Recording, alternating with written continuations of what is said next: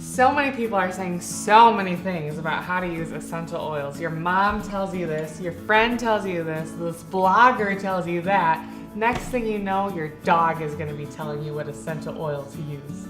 But don't worry, we have 3 super easy ways to use essential oils that are going to make all those voices in your head go away. My first easy way for you to use essential oils is to use a diffuser. A diffuser uses water to make steam to bring the essential oil up into the air. So instead of using chemically fragranced candles or those awful plugins that give you a headache when you come into the room, you get to pick what plant extract you're going to be using to make your room smell amazing.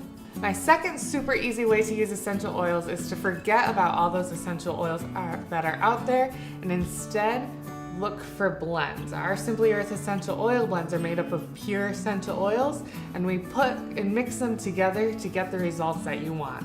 Looking to repel insects? We've got a bug fighter blend for that. Want to clean your house? Clean and fresh. Feeling tired? Want more energy? We can do that too naturally with this blend we made up of essential oils. Plus, we have 20 other blends for anything that you can think of.